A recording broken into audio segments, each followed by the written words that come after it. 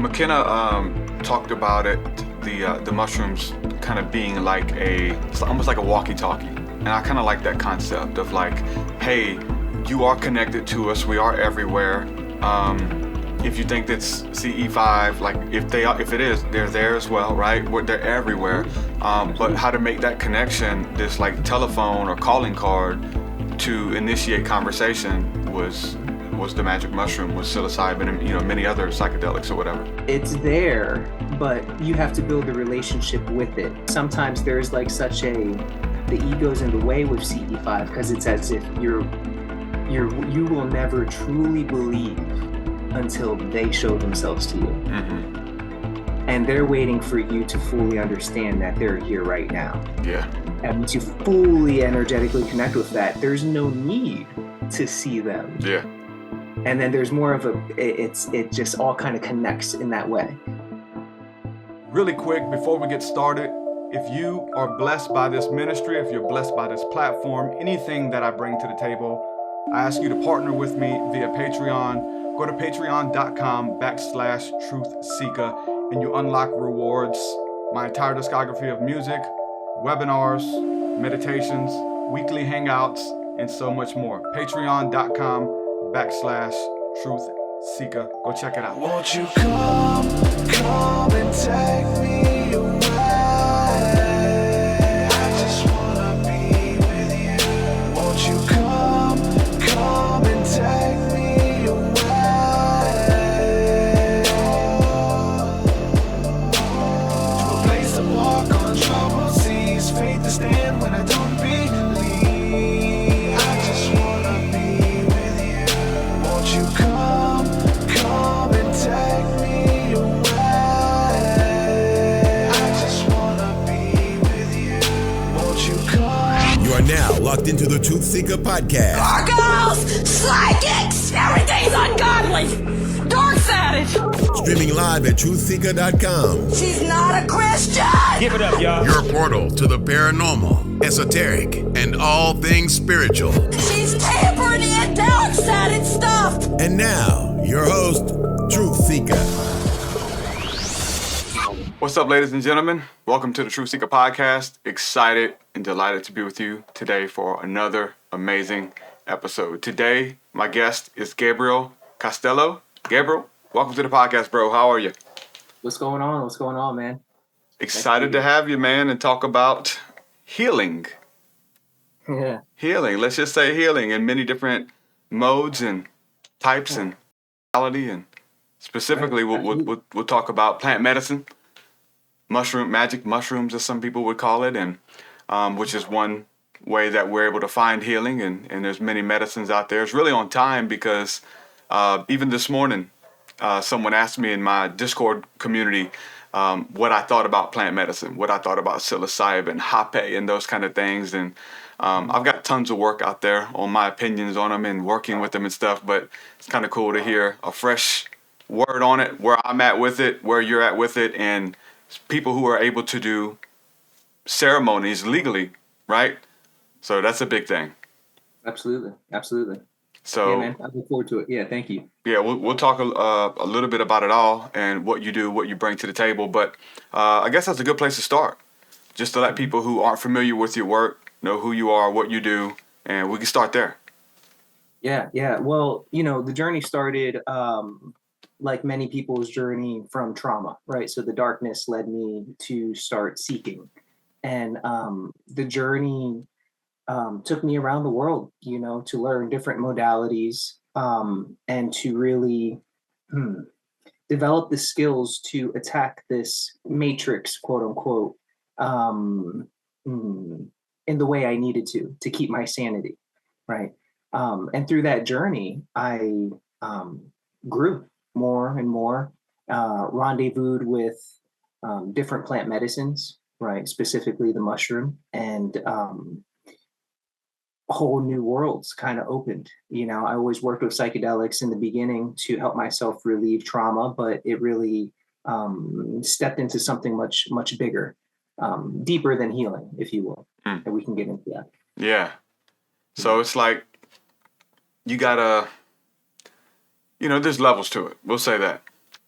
you know, and so I think with any relationship, you know, you need to find healing, because if not, then someone can step into a relationship, which is what we call an abusive relationship, coming from somebody who is not healed. There's trauma, there's past regret. You remind me of an ex-lover. All of these things we bring into relationships. And I find, and just tying into what you're saying, that maybe the plant medicine relationship, as if you will, starts off maybe broken, maybe coming because I need something, and then vice versa, like, what can I bring? That's a deeper thing that we'll dive into as well. But Correct.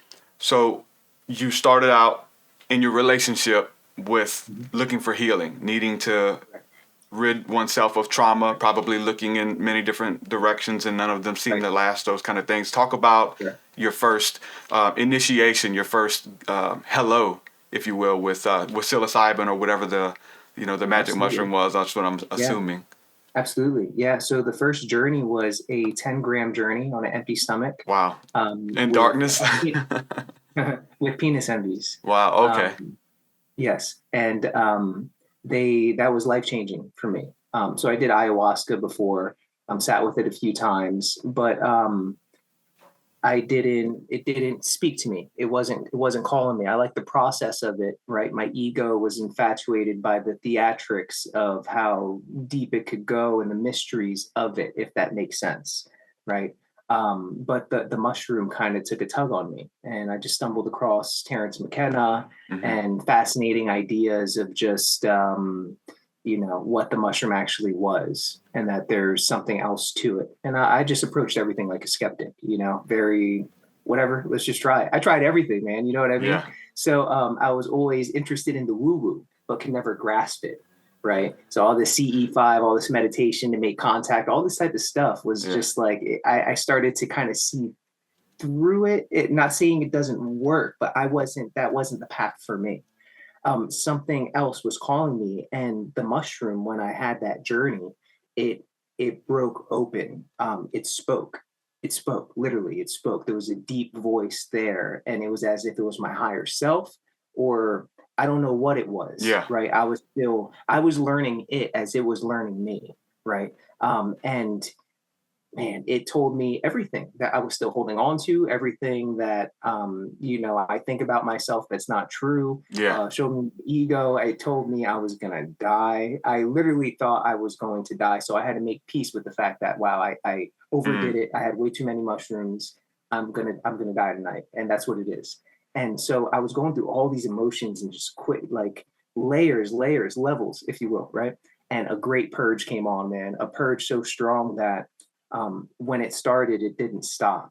And it was going for a good 3 hours. I was getting out everything that ever held me back, my own thoughts, my mental loops that kept myself caged.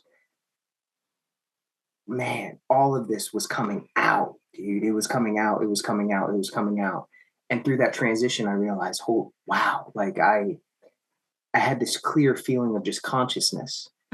And it became so clear that this idea of me dying was not going to happen, and it was never going to happen. And that what I was feeling was the moment of just consciousness in creation itself, in the moment. And that's I realized I am that, always had rendezvous before that, but it was a deep knowing, like, oh shit, I just died. I did die, and I'm here, and it's all an illusion, so then that became a fun journey. But that was the first contact with it. And after that, I listened. It told me to stop drinking. It told me to stop eating meat, right? For my own purpose, not because I have anything against it, but it was just my karmic path, if you will, right? And I listened. I just listened, dude, right? I didn't get my ego in the way. I needed something. I was ready to listen to anything, and it spoke. I listened, and lo and behold, it went further and further as I approached it more and more. Wow, that's so profound, so beautiful. It brings back memories. My first hello, if you will. Before we go any deeper, I just want to unpack everything that you're mentioning, and the conversations and everything that we're going to build upon today. But for those listening, I just want to get this clear, because you do retreats as well, where you help people assist in saying hello and working through that trauma, or just wanting to tap in and say, hello, my name is whatever, so you host retreats and stuff. So people listening, like, just let them know, like, this is attainable if people want to go on a journey and stuff. You host these, right? Absolutely. I host these, and it's not for everyone, Yeah. right? It's for those who are ready, and For sure. they're in a space to be ready for it, because we guarantee breakthrough. And what we mean by guarantee of breakthrough is we guarantee contact with the voice. Mm-hmm. And once you have that contact, we can help you nurture that relationship with it. So now it becomes a thing that is outside of you that you're making contact with, to then it starts to become you. And then there's nothing to do to connect with it. It is you. I am. Right. And that's the work that we do. Yeah. And that's it, man. So this was the initiation with the penis envy mushroom, right? That was like my self-initiation. Okay. Now, Yeah, is this the so you were by yourself on this? Yes. Okay, that's what I was going to ask you. Set and setting by yourself, right? And first times that don't know what to expect, and then the fear comes in, which it just allows you to overcome. It's like, hey, these were actually the wrong kind. I mean, that's one of the first things. You're like, was it? Maybe I'm going to die. Right. Okay, what if? Do I call 911? What do you do? And many people do call 911, and they end up, having that encounter at the hospital and pumping their stomachs, and they're A-okay, but they just panicked or whatever. And it's just the moment you surrender to panic and say, okay, listen, I should have died years ago, and I'm still here now. Now you just stepped into the veil of gratitude. We're like, okay, we're waiting for you to say hello in gratitude, not in fear. And man, it's these layers. So penis envy, again, you said hello. Now continuing to work, because your penis envy experience, and this is a strand of mushrooms, sounds a lot like my golden teacher's experience. Do you continue to use penis envy at the retreats, or is it more psilocybin, golden teachers kind of thing? And what is the difference between the message? Because it definitely sounds very similar, if not the same. Absolutely. They're all mushrooms have the voice, right? They all have different ways of coming across to the individual. I find golden teachers are very pleasant. They're very therapeutic. They're very gentle, if you will. They can go very deep, but they're not edgy. Yeah. Yes. Others are a little like tough love. They don't care about your feelings. It's just more truth, right? So it really depends on the individual I'm working with, right? Or what their intention is, who they are, how does their mind work, right? All of that is very important to know prior to really give them a solid experience, right? Yeah. Every species does something different.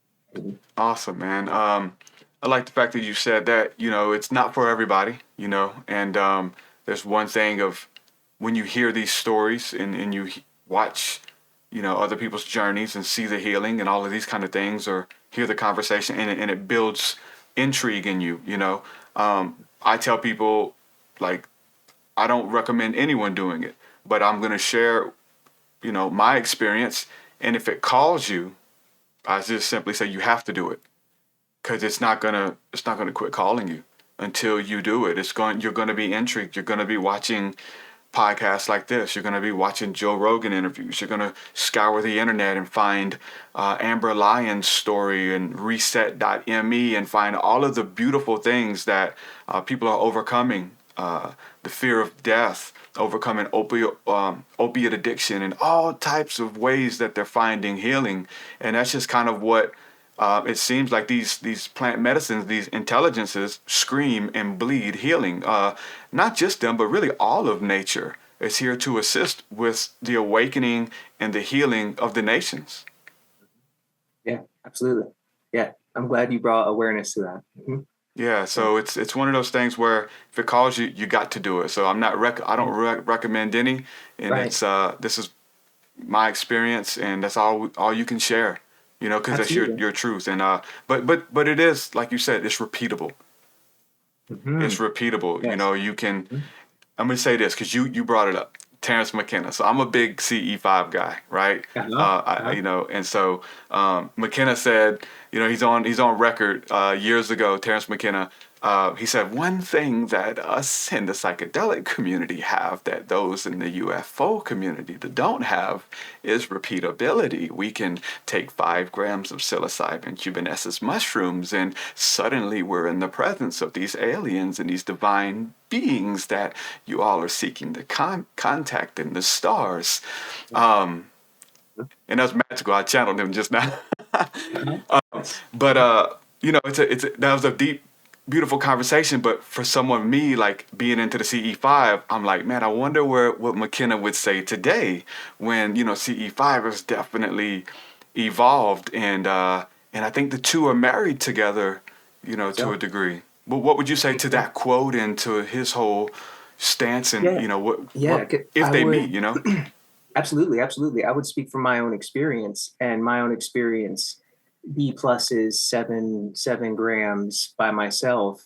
Yeah, I made contact. They lit me in the doorway because I listened, and because I listened, voices were speaking, and it said, look, if you follow us, if you follow me, the mushroom, literally speaking, if you follow me, I will show you everything. I will take you to everything that your ego seeks, right? And you will do great things because you will be me.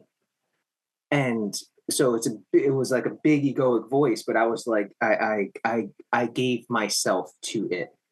Like I literally gave everything to it, and it opened up. And then that's where the contact was made, where my questions were being answered instantly. And it was this thing that was looking back at me, like studying me as I was trying to figure out what it was. And it had this, it looked very bug-like, and it had this kind of anamorphic smoke type of stuff in front. So I could never grasp what it was, but it was answering my questions through vision. And the mushroom will go as deep as you're willing to ask. And so I was asking questions that really rocked me, and I needed to know them, but they rocked me to my core, where I needed to integrate it for a good couple months. Yeah. Because I was like, whoa. We had a men's retreat on really our first hero dose, and it was 5 grams of psilocybin. But before that, I had done 2 of the Hawaiians, 2 grams of the Hawaiians, and just kind of had a gentle, hey, how's it going? Really introspective kind of thing, closed eye visuals, those kind of things. And then I went out and did a bunch of interviews and almost speaking like an expert, like I did it, guys. It's very profound, really beautiful. And it was profound. It was beautiful. But, you know, I say that again, speaking as an expert after doing it one time kind of thing. But, you know, that was my experience.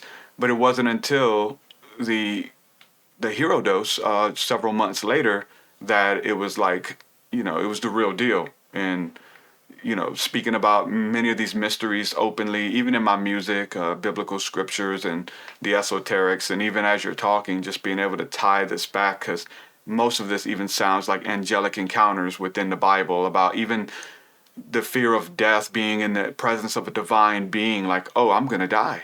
I can't be in your presence or I'll die. You know, my shame and all of this stuff that they're not like, yeah, bow down. They're like, no, I'm going to help you get through this. Lift up your head. You got this, man. And they kind of defy shape. You know, they don't want you to say, you know, this is what they look like or this is what they are, because then you start, you know, we create images and we learn, you know, we start worshiping these kind of things, and they're just here to assist, man. But yeah, they're here to show us that we are them. Yeah, there's so many connections, and the 5 gram thing for me was really intense, and it was life changing. And we had a group of guys, and everybody had something profound happen. You know, not like me, to be honest with you. It was really, I mean, everybody had something, right? But for me, it was like, I set it up. It was deeper for me, for sure, because the next week, some guys were like, "Hey, that was awesome. We're gonna go do it again." And so, but it wasn't at the set and setting was different. We rented a cabin. These were a bunch of guys with intention. We're fasting, getting the meat out of our diets. And what do you want? What are you trying to get? What are you here to give? Thing. And then we had beautiful encounters. The next week, another guy went and did it at a party atmosphere. And they're just like listening to whatever music was on the radio, mixing drugs, drinking, smoking weed, all types of stuff with it. The doors wide open. They're blaring metal music. And the dude's like, I mean, it shifts from like, how dare you, have this magical, majestic experience and then go and kind of, take what is holy and throw it to the dogs, if you will, to the profane. And he had a bad experience for like hours, crying in the toilet, screaming in tongues for hours. But it's like, this is nothing to play with. This isn't for fun. It is very fun, for sure.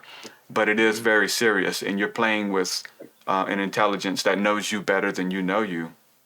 Correct. Because you're dealing with an intelligence that's not from this earth. It's the spores are from space. And once you fully understand that, you see the whole picture of everything. You can see where the Bible gets all its stories from. It's the story of the man behind you is the story of us and our for sure. connection to these things that are all around. And once we awaken to that, life becomes very fun because it just becomes very intentional creation that is more of a purpose driven existence, right? Yeah. I have nothing to do with any of this. This is all something else. And it's the same with you, right? You're listening and you're just tuned in. Yeah. And you're a conduit. And it's really something else to really sit back and see it all work and see it all play out. Yeah. Right? No good or no bad. It's just we're here doing this work.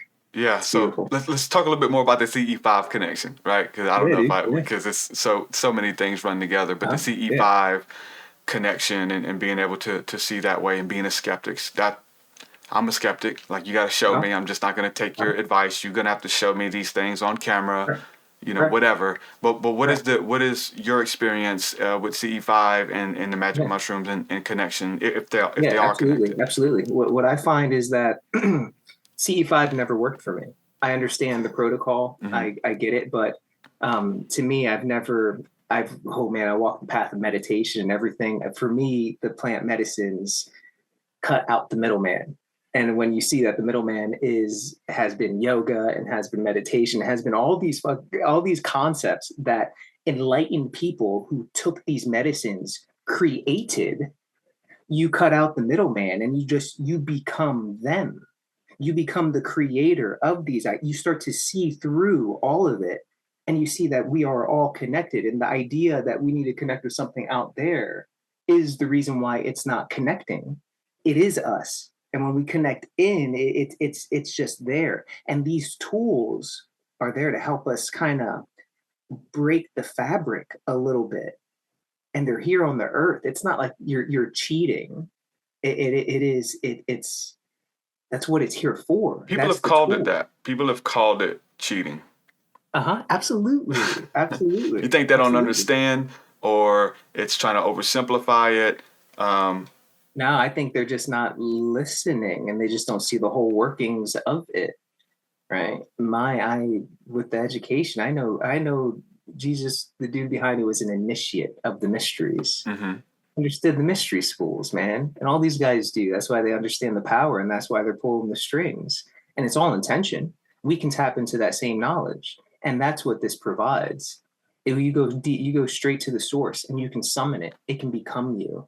And you can work with an energy of protection around you, of you become the mushroom and nothing's going to stop the evolution of the mushroom. That's why it's seeping everywhere.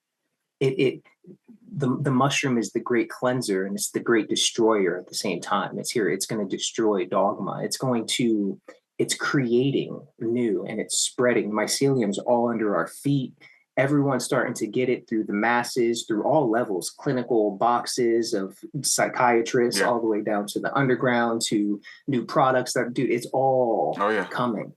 And people can see it as a fad, but the mushroom knows that once it comes, it's here to stay, because it's not looking to help and save the world. It's looking to find the ones who it speaks to, because the ones it speaks to and the ones who can listen and who have deconditioned themselves, those who can listen to the message, those are the modern day shamans. Those are the ones that are here to teach people how to build a relationship with it, so they become their shamans, right? There is no middleman. This is modern day shamanism. This is a connection straight to the source, and it allows us to get out of our own way. We can put time into processes and protocols and do all these things, but that's just the ego in its own way. Obliterate yourself, get out of the way, your idea of how things work, and just follow what the earth provides. You know, it's so basic, but it's so conditioned for us not to do that. Yeah, we've been talked out of our birthright, if you will. You know, we've been convinced and put in boxes. And I heard someone say, maybe it was TikTok or something, but like how this generation, they don't spend time outside. Like the only time outside they get is going to the car, to the house, or to school. You know, it's that in between of walking versus like being outside all day or just sitting with nature. And you know, the childlike aspect comes to you especially when you're by yourself. When when other people are around you and being silly, you do things and you talk and you to the animals or to the birds or to God or whatever, as you would talk to a friend. And that's very interesting. It talks about Adam in the garden. Literally, he's outside in this whatever the garden was, that he talked to God as one would talk to a friend. But you know, when ego kicks in and other people are around, and now you gotta have clothes on, or you gotta whatever it is to be in this construct that we're in too. You know, we're living in two worlds, or maybe multiple, more than that at once. But returning to nature is definitely key. It's always been key, but definitely right now, and it's very potent right now too. Yeah. And that's the beautiful. That's what's really fun about it, because there's so many ideas of it, right? Because nature is us. We are nature. So if we really understood that, we could just really be with ourselves and be tuned in and not have to go anywhere. But there are aspects of nature that we can bring into our here and now and adapt to our current lifestyle instead of doing radical changes. Something like implementing the mushroom, bringing nature into our daily lives, like microdosing, and approaching it with the right intention. These are natural things that will increase awareness, right? And then people will build off of that. But the main thing is a lack of awareness. Once people feel the awareness and they see the contrast and they can understand, they get a little more sensitive to it, that they start making a little different decisions, right? They start caring about, not stepping on that bug, or, they start to see themselves in other things, and it becomes a mirror, right? So judgment from me to you doesn't exist because I see you in me, right? And anything I see you in you is because it's in me. So you start to get empathy. McKenna talked about it, the mushrooms kind of being like I guess one of the hypotheses he come up with, that it's almost like a walkie-talkie. And I kind of like that concept of like, hey, you are connected to us. We are everywhere. If you think that's CE5, like if it is, they're there as well, right? They're everywhere. But how to make that connection, this like telephone or calling card to initiate conversation was the magic mushroom, was psilocybin, and many other psychedelics or whatever. And it's there, but you have to build a relationship with it. You cannot just take 5 dried grams and then they're going to be there all the time. It's not like that. Okay. It's they show up when they're ready to. It's not when you want them to. It's not about you summoning them. That's not how this works. They show up when you're ready for it. I think that's where bad trips come in. Correct, because sometimes there's like the ego's in the way with CE5, because it's as if you will never truly believe until they show themselves to you. And they're waiting for you to fully understand that they're here right now. Yeah. And once you fully energetically connect with that, there's no need to see them. Yeah. And then there's more of it just all kind of connects in that way. Because maybe they're not showing themselves because they can't, dude. It's dangerous right now. No, for sure. When you talk about being And taught, like uh-huh, being uh-huh. taught and like what they tell you, and that's totally, Ooh. look what happens when anything right now in the news, when something pops into our atmosphere and tries to show itself, or you know, even hypothetically speaking, because we don't know, but this is what's happening. I've seen it. You know what I'm saying? Like they're they don't want you to know that magic is real. They don't want you to know that you are more than your body, that you are eternal, and that you have power in your words and in your thoughts and in your heart and in your blood. You are a powerful, magnificent being, and they don't want you to know that, you know. So when it comes into summoning, you know, the terminology is scary for people because it's like, okay, you summon an angel. Like I'm tapping into a lot of the original wording in the Bible where it uses stuff like that, and it's easy to compartmentalize. You guys summoned an angel. No. I called him, like just as you would call a friend because you know his name and you guys are in relationship. Summoning, calling, but it's not until you know you're in relationship, and that again we talked about healing. The relationship's healed. Like I'm not even calling you because I want something. You're talking about CE5 until you see it. You know, a lot of it starts there. Let's just be straight up. You know, a lot of it starts with, I need to see it. I want to know. But once you know, then what? Because like what are you trying to see? Right. Like, And is that entertainment, or are you really trying to get the message of what they're trying to send? And are you really in a place to apply what the hell they send, or are you just there for entertainment? A lot of people just want to be there for entertainment, but they don't have the warrior mentality to put it into application and to live it because they're waiting for everyone else around them to do it instead of being the one themselves. let's look at school though. Elementary. Like you got to play on the playground a lot. You got to play with blocks. You just got to be a kid. You know, it wasn't about, hey, come out here, young warrior. You're in training they're training you to eventually get a job one day and work for a company. Yeah, it'd be a great employee. You know, don't question, like repeat everything we tell you. But, you know, I do look at the earth. I do look at the spirituality as a mystery school, as a school of initiation, if you will. And looking at even Enoch, you know, these biblical figures. Enoch, his name literally means initiate, one who has been initiated into mysteries, where he moved into great conversation with angels and aliens and all types of beings in between, that they saw him as being the conduit, that they came to him and said, hey, will you carry our message to the people? And it does move from seeing or even capturing on film. I've just been able to start capturing stuff on film, and it was just a shift of CE5 from like at night versus during the day. It's like, oh, you can't see them during the day, so I had no idea to look for them during the day. But it wasn't until they caught my attention. It's like, hey, we're always here. Why are you waiting for night? The daytime is your hour, so why are we not here in your hour? So to be able to see them in the nuances when you think they're not there, and I'm just able to capture them on camera and just see crazy stuff, which is amazing. I didn't have to see it to believe it. Now, maybe if ever, because you feel it and you see it within. And then Jesus says, blessed are those who believe and have not seen. And then so sometimes, because you believe, you get to see, you know, believe in your heart, and then whatever is outside of you comes into alignment with what you believe.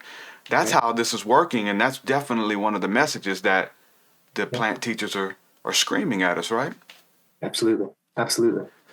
But to carry their message, I talked to a lady we got a podcast before yours that should be out, and she's kept capturing fairies on camera, and like she's got some amazing footage, man. Angels, aliens, she got all kinds of plant beings, amazing footage, and she's at this place of like, you know, she was kind of upset that her stuff isn't catching on. It's not viral.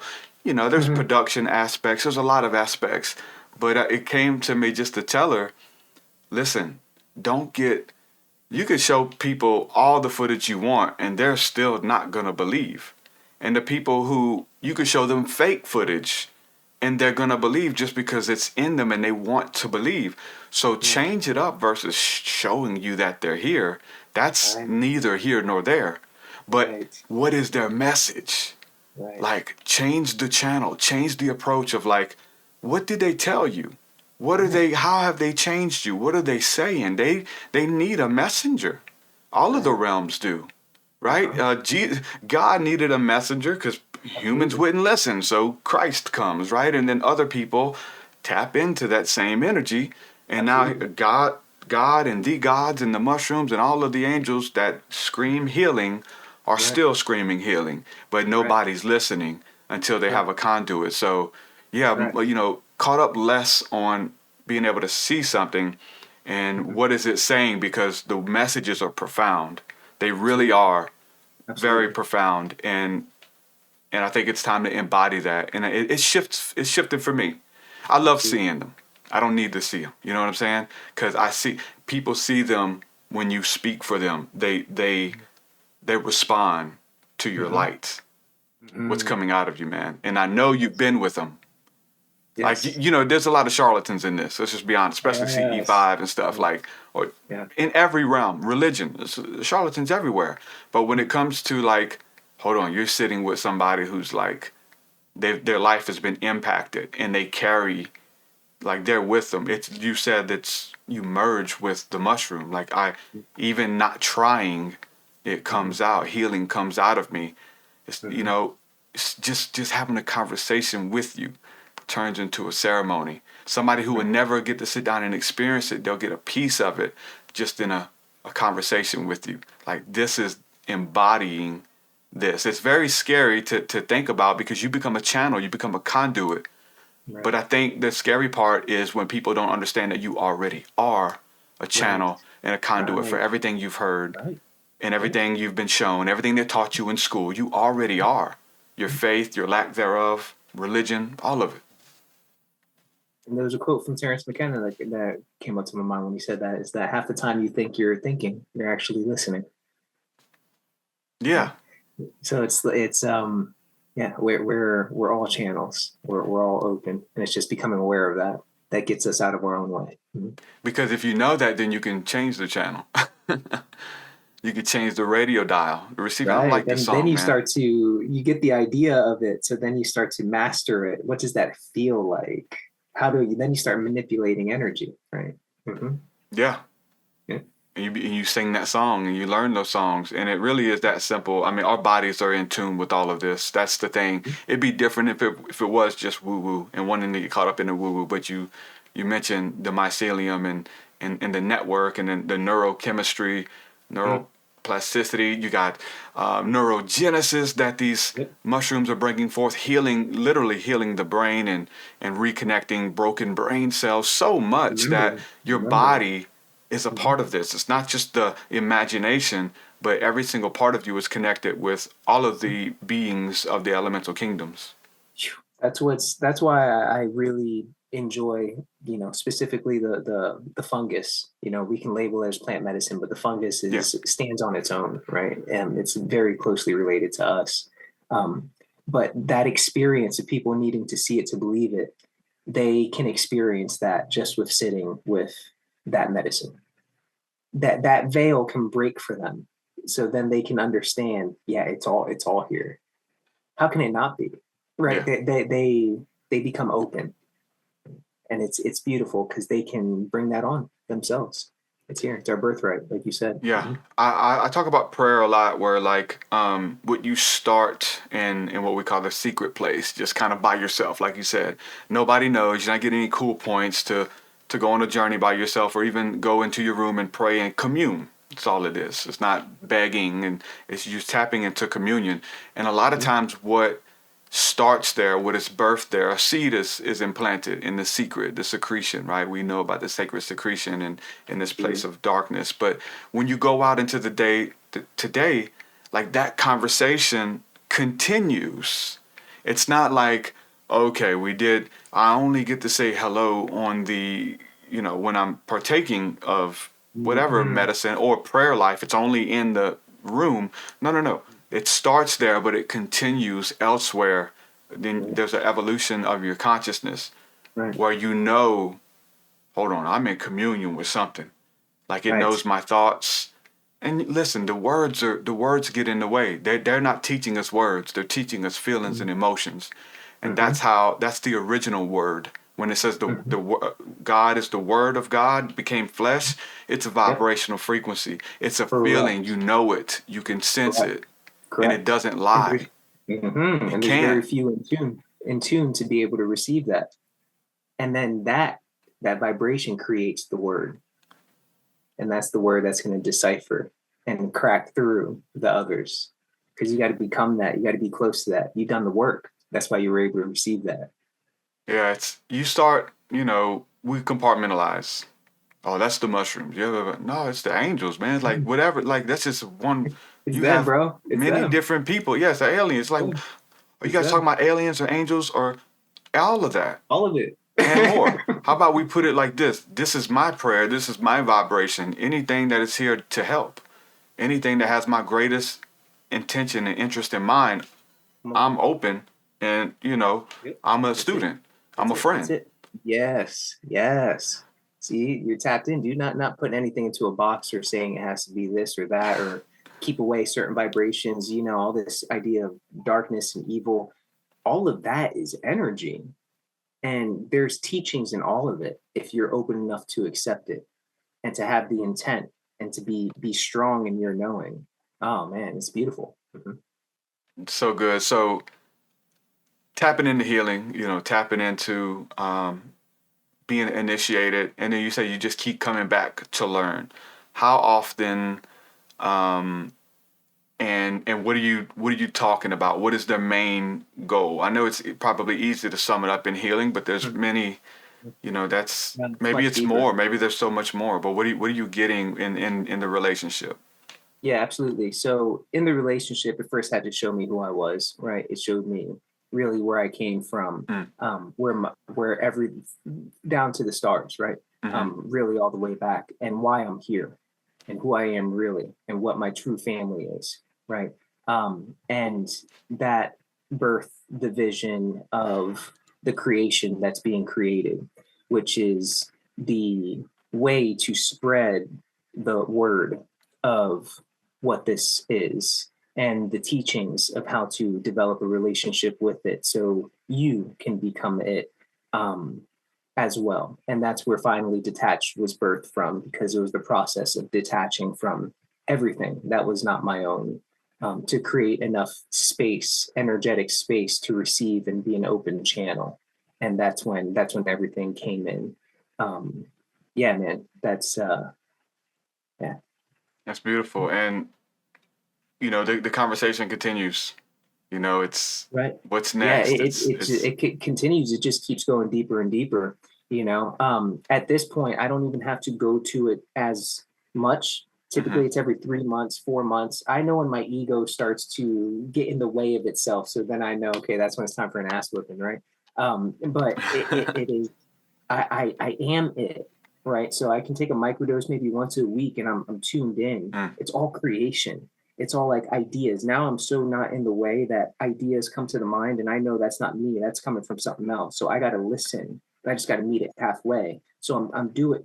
There's so much stuff that's happening, being positioned, and people that are resonating with it because they're starting to see what it is. And man, it's a lot that is unfolding, but really it's to position accordingly so the mushroom can speak. I have friends who, at least a friend, who was diagnosed ADD and on Adderall and things like that. He didn't like the way it made him feel, all of these salts and things. And so maybe he saw some research or something, but he heard about doing the microdosing and trying to substitute it with that and hearing about people who had breakthrough and it worked. And he's done it. And so he says his life isn't the same. It's so much better. And just in that connection and then feeling like the mood enhancer too. There's just weird, you feel like everything's okay. It reassures you because there's certain triggers set up in this life and in this world that are here to like rob you of your joy. Like your joy, it's got a price on it. You know what I'm saying? And people want it because if they take the joy, if they give you fear, then they can other things come in. They can sell you things. They can do so much more to you. But being at peace, and that's one of the things I feel like you're saying, the fear of death and the fear of this, and am I going to die, and am I going to be okay? Where am I going when I die? Okay, we're going to answer all that for you. Hang on, one thing at a time. But again, healing, him being able to do the microdosing and being able to get off of these pharmaceuticals that he didn't like the way it made him feel. And,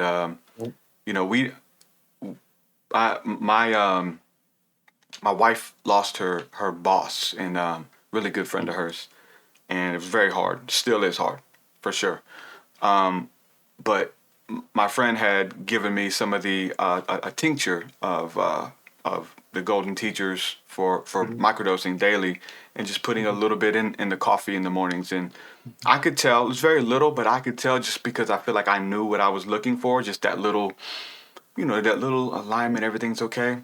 And I was giving my wife a little bit, and looking back on it, she didn't know what to look for, but it wasn't like, it's not like, oh, I'm tripping. No, it's just it's not okay, right? This is current situation, but it is.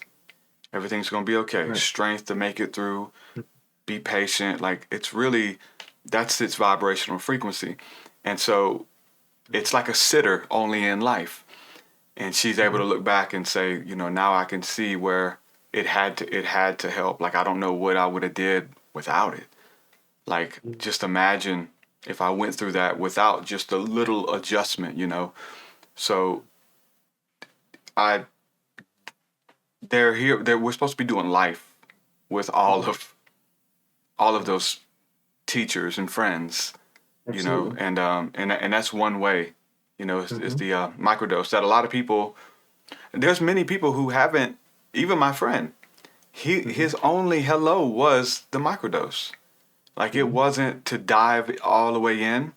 And when he did, it was very scary for him. He eventually did, but it was different. The relationship got, it just became intense and didn't know what to look for and those kind of things. But that's why I always recommend doing the opposite. There are so many people that come to me for microdoses, but I never give them any. I swear I grow all my own stuff. I don't give them any. I only provide microdoses to those who I did the journeys with. We like to take people very deep. That heroic journey, that 5 gram, that's cute, but we like to take people more to that 10 gram mark. We want them to feel what the hell this is and the wisdom of it. Because when they're marked and they have that scar on them, they continue forward with the microdosing, which is building the relationship to that wisdom that they made contact with. And it grows from being hopefully this is going to replace my medications to, well, obviously this is going to replace my medications. Obviously, this is a much deeper connection that I'm tuning into. It helps align intention a little deeper from moving from like a daily vitamin to I'm connecting with source. yeah, I like the way I got to say hello. It was 2.5. It was gentle, versus, but everything happens for a reason. Everything happens that way. But yeah, you're missing out, and I was definitely missing out, pretending to be an expert.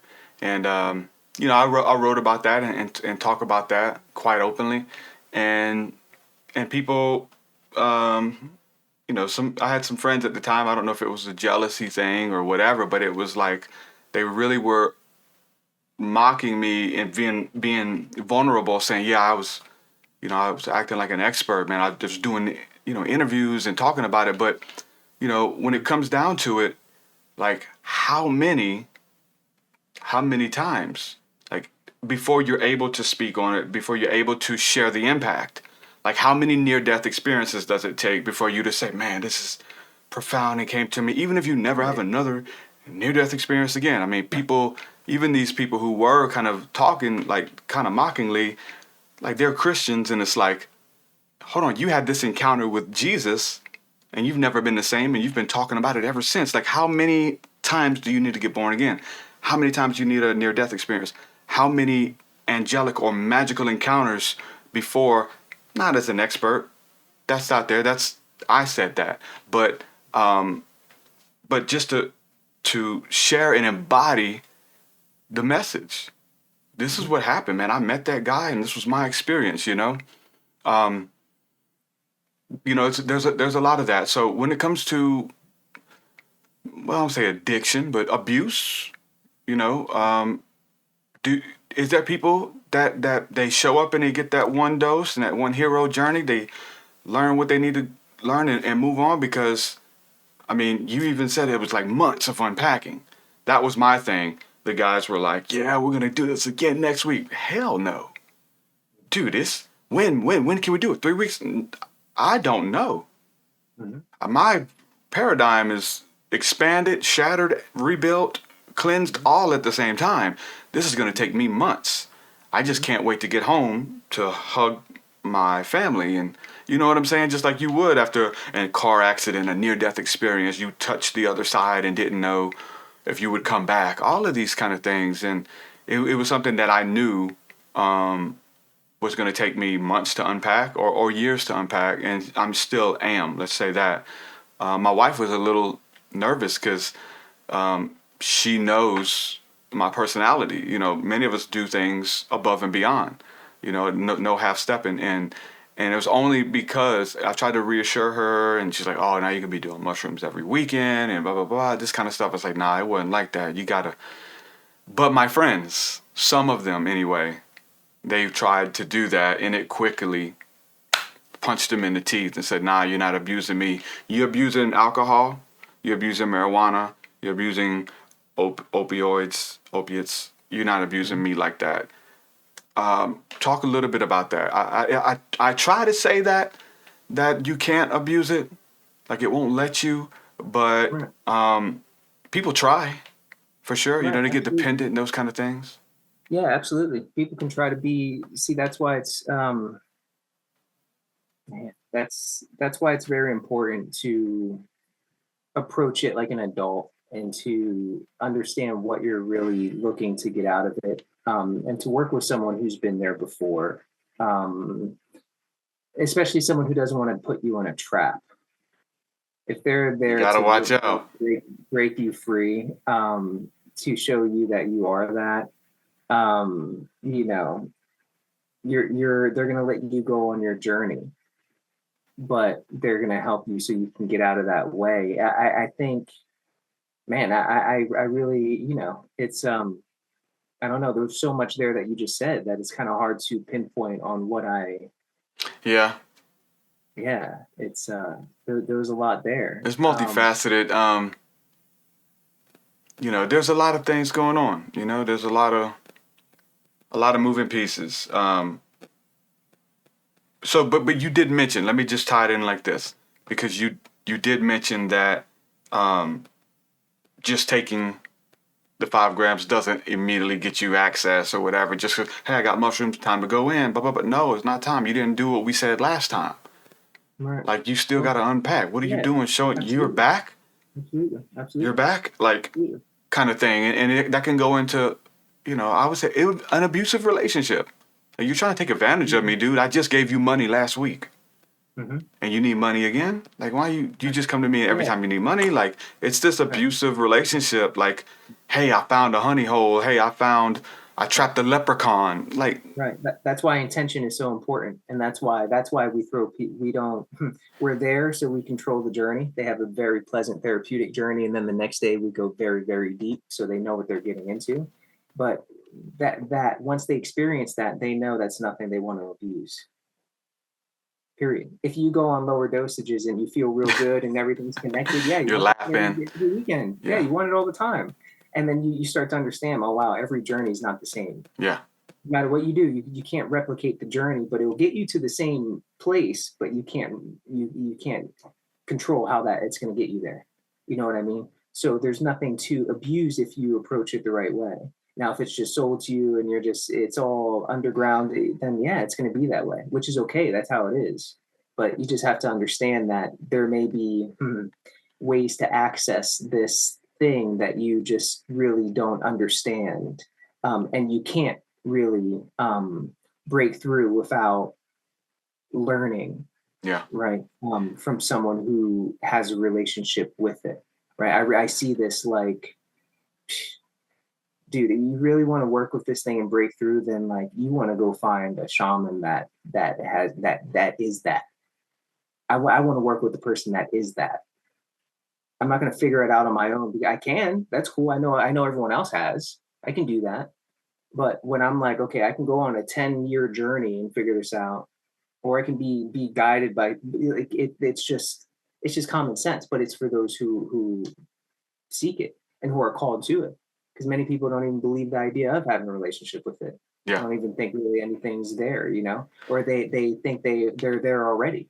Yeah. And they don't understand that this matrix and this creation and our godliness in this realm is just the beginning.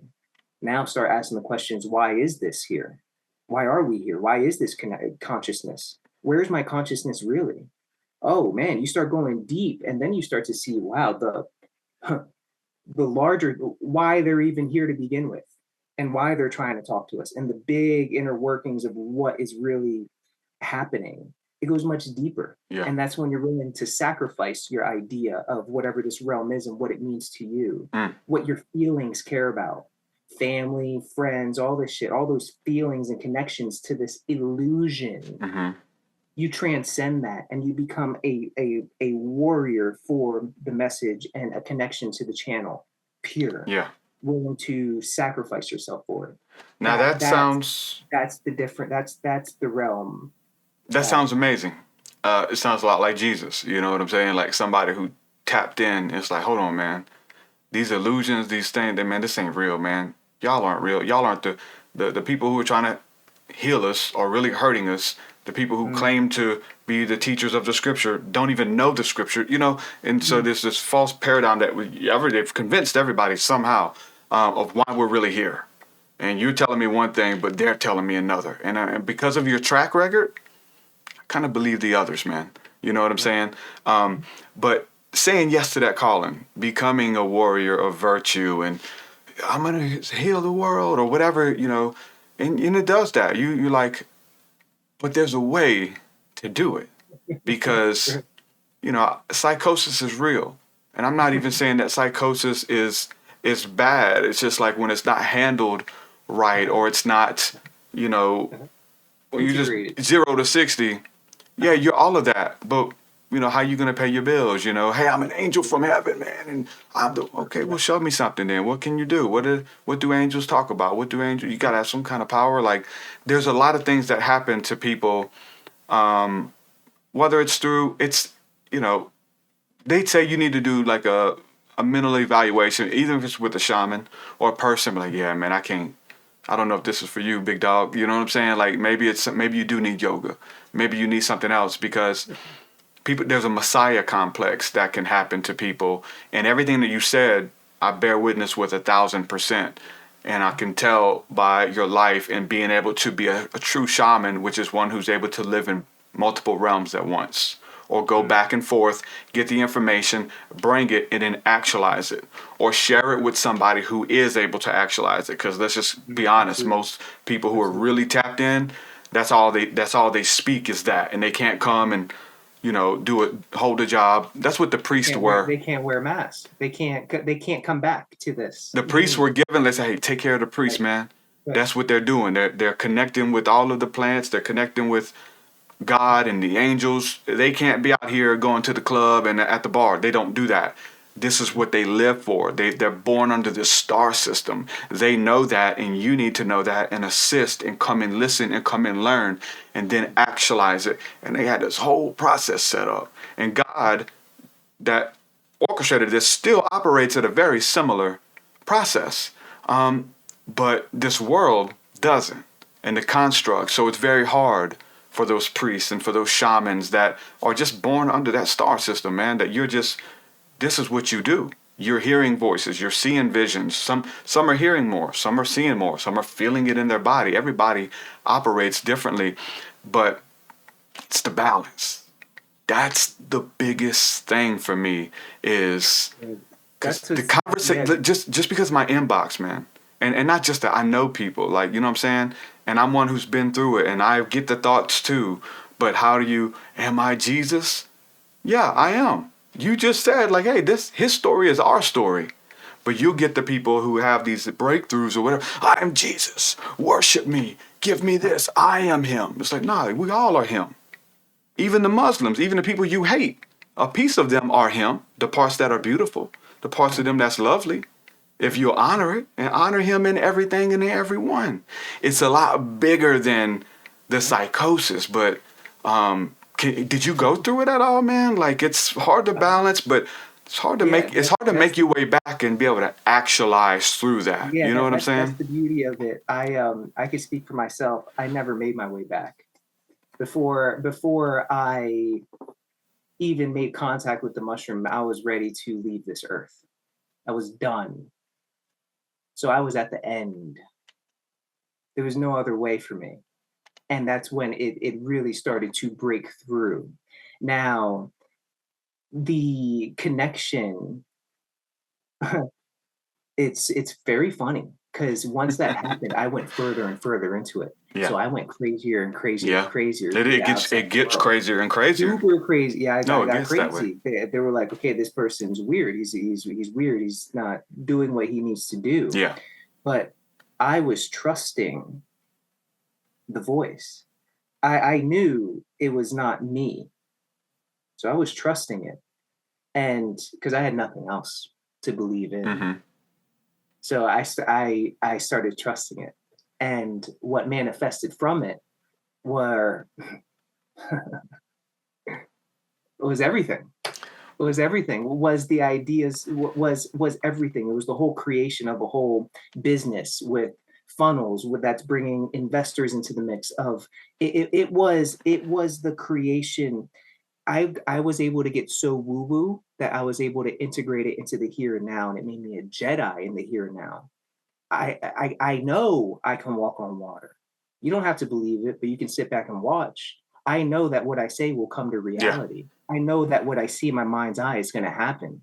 So I think big, and I'm putting together big puzzle pieces. You're showing. And that's because of the psychosis that I allowed myself to go through. I didn't try to integrate. I listened.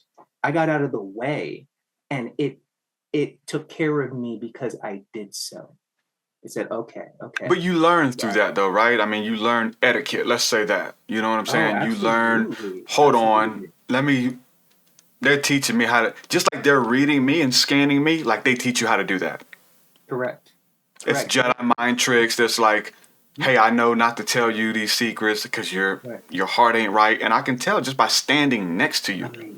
So, like, that's when that window's open, yes, that's kind of, it's hard. It's scary because you have to be. You learn etiquette. Because, you got. If you make it through, you tune into all energy, right? It's like I'm an open conduit, not just for light, but for darkness too. Yeah. And I know how to integrate. I know how to use that to the advantage of the mission, of the plan.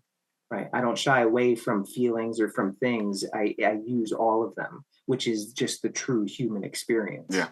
Right. So really here and now, but plugged into, plugged in exactly what you need to. Mm-hmm. I think it's about having impact, which is receipts, which is like, hey, I'm this. Okay, show me.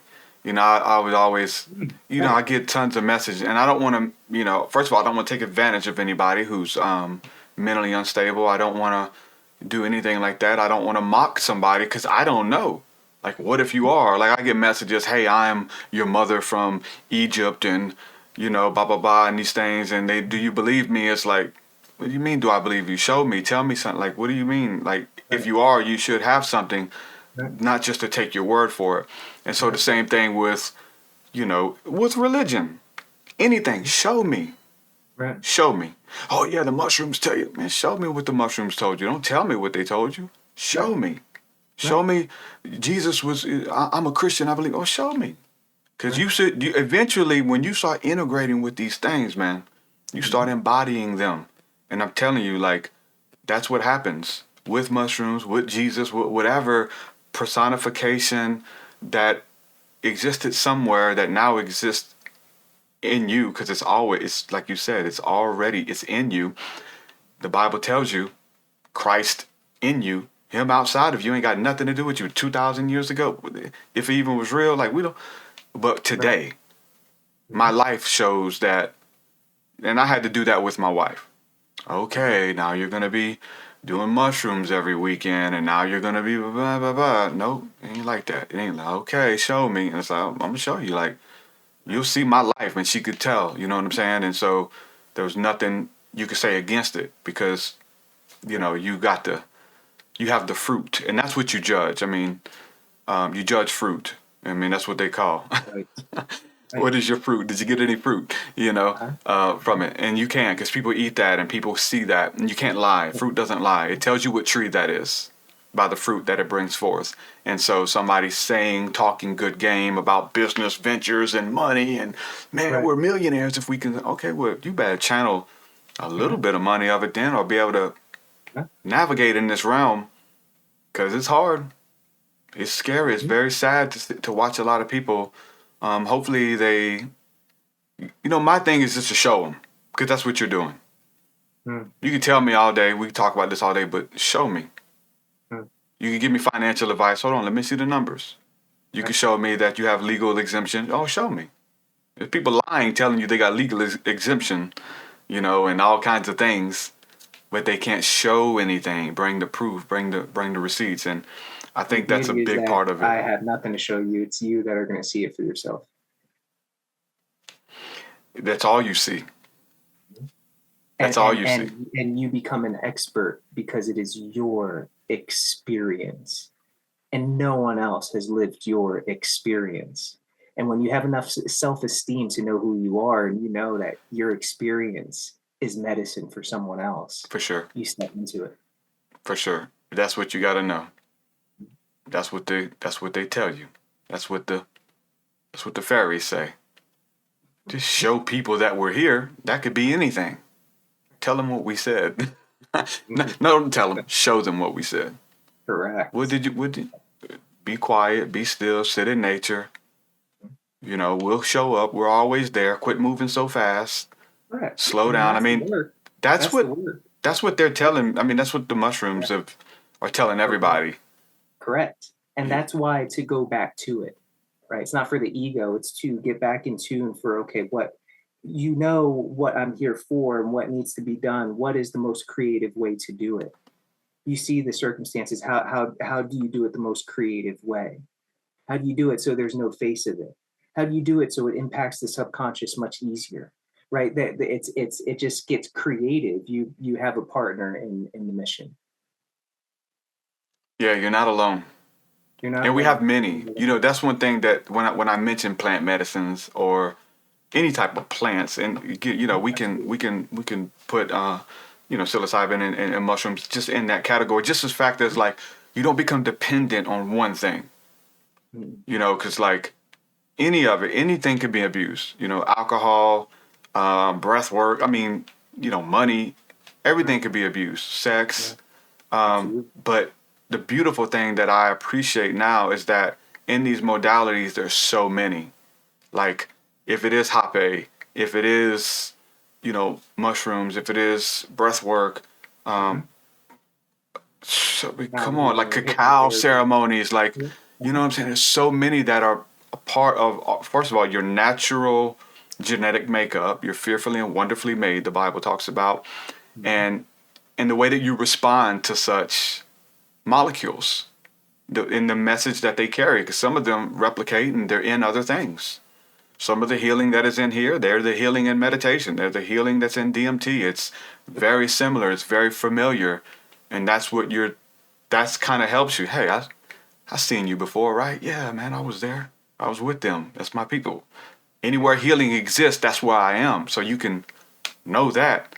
And that's one of the beautiful things, is that we got so many, because you talk about yoga and breath work and just so many practical things that we have versus, you know, and let me ask you this. Let me just tie it in with this. I got a message from a guy, found my podcast, I guess it was, and my book and stuff, and he's in prison. And he's writing me in prison, and eventually he joined my Patreon, like in prison. He's paying and stuff from prison. And that's freaking mind-blowing, you know? And prisoners sending me money because he believes in what I'm doing. That's just, for me, he believes that there's something I need to keep going, and it's just mind-blowing. That and homeless people, I've had the both. And trust me, they receive what they're looking for because they know it's something of value there. It blows my mind to this day. But I ended up getting on a phone call with him. And, you know, he's reading books and doing all these things and, you know, asking about plant medicine and all these cool things, you know, that he's reading about experiences and stuff. But I'm like, what can I give him there? He's in prison. Like, he's in a cell. You can't really get nothing if it's contraband if you do. So what do you teach them? What would you tell, what advice, what modality would you give a person who's confined to a cell and they want to try to break through or touch the divine, but it seems like they can't because of their situation in the penitentiary? What would you, if it's a meditation, if it's breath work, if it's a book, what would you give that person? Absolutely. Yeah. So I would give them definitely breath work. Meditation may be hard to get into, especially if they don't have a mindfulness practice. It may be loud right, many times, so they can't escape that sound. Breath work, something just to get into nice and easy, just so they can get more awareness of themselves, right? That can help in all situations there as well, to control temper, you know what I mean? If that's a problem. I would definitely have them step into meditation. I would have them step into just reading, right? Reading certain teachers, right? I love Alan Watts, right? A teacher that can blend the light and the darkness so they all can see the experience here and now. You really would just want to help them reprogram and just structure the foundation for the rewiring, right? They have no way to really rewire there. That's what I consider the plant medicines or that type of experience. But before approaching it, you must have that base foundation laid, right? So I would use that time for that. And through those readings and through that work, they'll just have a little more awareness, right? Where they might find the peace in the situation that they're in. Because they're within you, right? I mean, the thing that you're looking for outside of you is really within. And if you can get to that place of healing, like, it'll show up. Like, even if it's in body as a human, like the teachers, like, if you get to that place when you're just, I feel like you have to just always be paying attention to the molecules, what they're saying, the healing. Oh, wow. I saw you on a plant medicine journey, but also hear you in a song. And when this person sings, they know you too. They know an aspect of you. This healing personification, you know, I call it Jesus. It's just healing in the form of a person, but he influenced so many people. He got a piece of him. He influenced me, you know, everything. But being able to pay attention, because when you're ready, when the student is ready, the teacher appears, and God, the angels, they use everything. And it's something about being initiated to hear them. Being, you know, it really is the biblical prophecy of rapture, about being, you know, hearing a message. And two people watching a movie is very easy way to put it. But we're hearing different things. You're being taught. Your consciousness is, because you're able to have that conversation. Most people think it's talking about this, and it is at a surface level or at one level. But a deeper conversation is like, hey, I'm continuing what we started, you know, a couple of years ago or wherever. And if that's somebody speaking to you, it is so crazy how this reality is mapped up and how they construct it. Like, if somebody created it, if this is a matrix, whatever this is, somebody created it. It's a divine intelligence that that has put its signature and hidden Easter eggs, if you will, within it, to look at the divine blueprint. They're Say, not man, hidden. There's nothing hidden. It's all in front of our face. It's the awareness that sees it, right? So I don't see it as they hide anything. They put it all in front of the face, right? It's up to you to have the awareness and the knowledge to read the books, to figure out the path. They're not going to teach you it. Why would they? If they woke you up to it, then you're as powerful as them.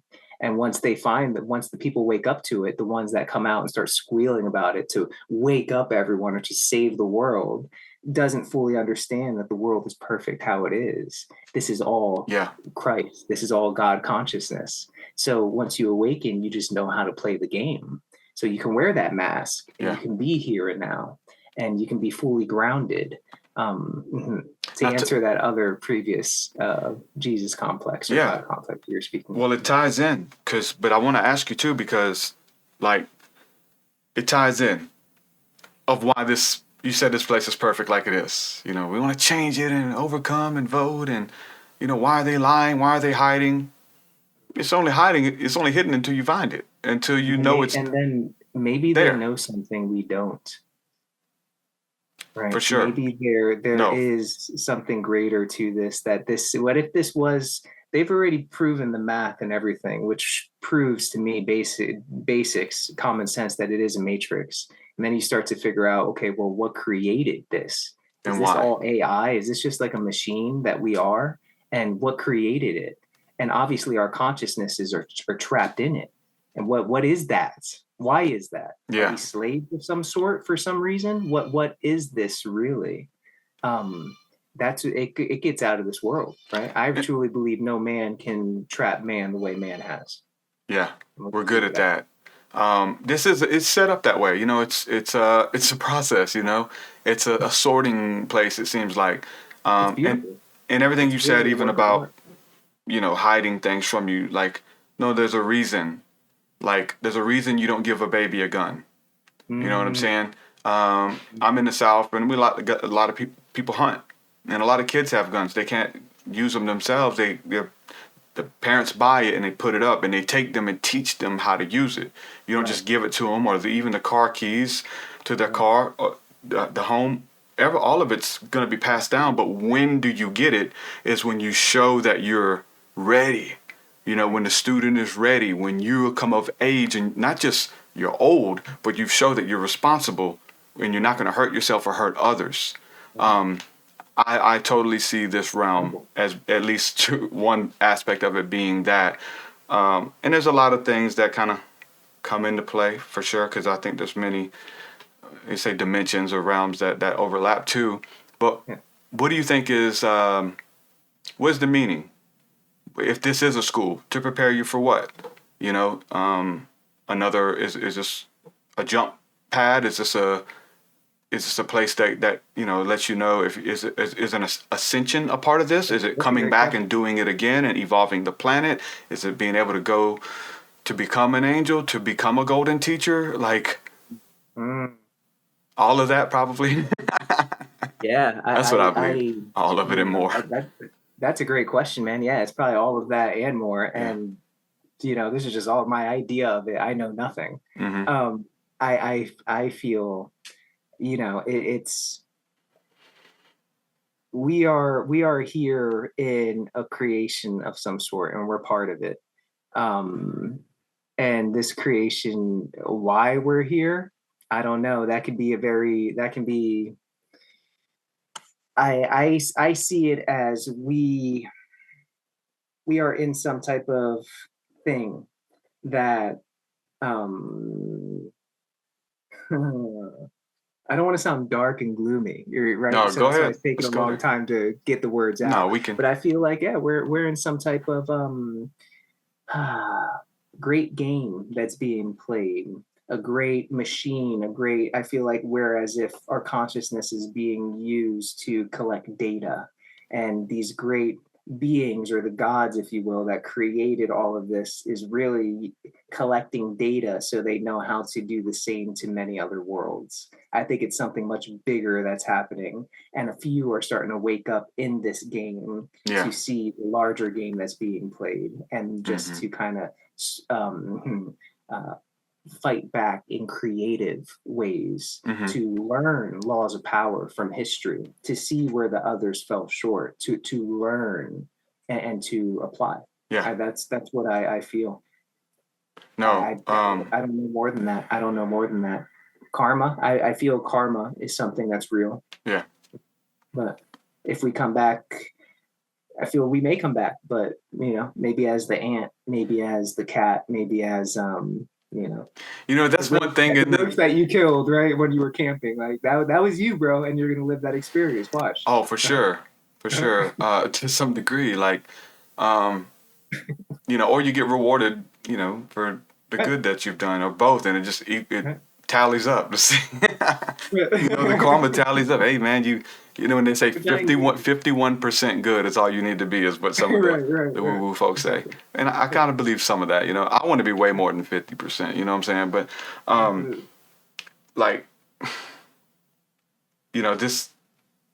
this experience, the good, the bad, the ugly, all of it's part of this. It's unique. Where we go after, I think that to a degree, you get access to it now. Where you're going to go, who your teachers are. When you go from middle school to high school, your teachers change. Some of them become harder. Some of them show you things. I liken religion to many people who are in this school, but they're in the 12th grade, and they mock the third grader because they don't know calculus, and the third grader says, we don't need calculus, and calculus is stupid, and calculus isn't real. We'll never need it. Well, you don't need it right now, but one day you will. No, I'll never need it. This is really our conversation. We don't know how to, this is totally what's happening. But it's when you need it, it shows up. Like you experience it. And everything you said about, the energy, while we're here, the dark, I think there's dark stuff at play. I know there's dark stuff at play, put it that way. But again, you was talking about, is it bad? Like, who am I? Who am I becoming? Why am I here? There's things bigger than us, beyond us. But I think that this is about an ascension or descension to where you go next. Like, who do you get to teach from beyond the grave? Like, many traditions, including the ancient Christian traditions, believe that their teachers got to teach from beyond the grave. But if you don't have nothing worth teaching, I don't even think that's on the books, because nobody wants to know what you're teaching. Nobody's asking. And it's like the moment you ask, you get access to that information, whether that's them, whether that's everything they held up to that point, because they're gone on their next place, but literally that they've duplicated themselves. They've separated themselves into many pieces that is able to be accessed, which it seems like to some degree what the psilocybin and just the mushrooms have done, because it's the walkie-talkie. Everyone's having a very similar conversation, and you don't have to know each other, and even the different strains, or if you even get to partake of mushrooms, like if you just go deep into meditation, like the man in prison who may not ever get to do that, does he miss out? No. Like you don't need to go get the DMT. If when you need DMT, it'll be provided for you in your pineal gland and through the breath, and you'll be able to experience maybe not exactly the same thing, but something similar that they're teaching. They'll find another way to teach it to you. If it's incarnating through another inmate that just shares with you everything that they told him while he was out and free. That's how this works. When you need it, boom, everything just comes into alignment. Your consciousness is a part of this. Every thought, every vibration, every feeling, every fear. And it knows that, and it's trying to help you to get the BS out. Hey, don't entertain the fear, man. Don't entertain this stuff, because there's, I believe that there's entities that eat that. You know what I'm saying? That they harness that energy, and it gives them power. It's easy. It's low-hanging fruit. And but also with the beauty and bliss, there are also other, I won't say entities that eat it, but it's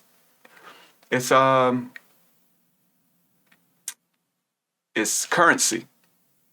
It's energy, which is what currency is. A currency of electricity, or the generating free electricity or free energy, that you can pay something to be around you, that you can have an exchange, that you can bring something to show your appreciation. All spirits work that way. That's deep. So now, when I say that, do you think that psilocybin works that way? Because again, that conversation is you can't just keep showing up. You didn't do what we told you to do. We told you to go forgive everybody. Right. There's amazing maps about how this even looks like the AA program of like forgiving yourself, forgiving others, making amends. Right. Like all of that is kind of mapped out through the psychedelic experience. But you can't come and just keep taking versus like, hold on, you didn't do what we asked you to do, but now you want something else. Correct. Embody. Correct. Yeah. It's the beauty of it is it works best when you listen, but even if you don't listen, the work's still going to get done. All right. You're not going to have the pleasant journeys. It's going to start to go dark. It's going to take you to a place where maybe you're going to be like, okay, I don't need this anymore. Those are the people that just like walk away from it and they're done with it because they didn't listen. Yeah. Right. Yeah, that's I think that's why it's important that these conversations happen, and that so people understand, oh yeah, you can develop a relationship with it, meaning that you can have this repartee in hearing and being able to apply. And that's really the repartee, right? Yeah. That's the communication. It's all energy. Again, they know integrity. There you go. And they can read it. And all beings that are etheric. Because it's you. You know you. And if you're not real, it ain't going to work. Yeah, for sure. You know if you have hidden motives. Nobody else does. Correct. You know that you're only here to get information to teach people. Correct. You know what I'm saying? Like any of that. I mean, that's even in the nuances. Like it don't work. You got to come hands clean, heart purify yourself. Yes. And if you're not ready, listen, come back later, man. It's all good. It's okay. It's okay. Right. It's not for everyone, right? Maybe something else will call, right? Maybe there'll be another medicine that calls out and it's like, man, that's kind of calling me a little more. I want to go that path because maybe there's something deeper there that needs to be reorganized to be able to get that thing open, right? So it's really following your intuition. That's the big thing, man. Because the more you follow that, the more once things start to work out, you start to see, okay, that's the superpower, man. That's the connection, that intuition, that intuitive feeling, man. Once that becomes very sensitive, you know who's good for you. You know what situation's good for you. You know when the time is to go. You know when you wake up right on time all the time. Yep. It's just you're in flow, right? And that's but you can get out of flow too, right? Or at least feel like you are. Right. It's you're in yeah, exactly. It's all an idea. But right? Exactly, because you're the only one who knows it. You're the only one who senses it. Nobody told you that unless you let them. But it only made sense because you believed it. Right. But the ebb and the flow, that's for you to decide. Who knows that? Correct. And that's where these esoteric practices and these things that are very unpractical for a lot of people become very practical, like law of attraction. Right, because when you're in that flow and ebb and flow, and you see, okay, things just kind of work a little easier for you, or you have this thought and it kind of manifests for you. Now you start to become a little more sensitive to, oh, that's how that shit works. Yeah, you understand. So now you start to have fun with this game. Now these rituals aren't like, oh man, it's a practice I have to do. I got to meditate just so I'm happy. No, you're like, dude, I got powers inside of me, man. And now it's a balance of not letting the ego get in the way of getting lost in that, but just being open to understanding, man, we're more powerful than what we've been taught. Yeah, we're conduits, and we allow that flow of information, of energy to enter us and go to and through us, right? Or come from out of us. Either way, there's many ways, let's say that. But before we jumped on this call, I have a ditch in my backyard that's holding water. Water's becoming stagnant in the pipe. And I had to go out there and shovel through where there was leaves and debris and things in the way that the water wouldn't flow.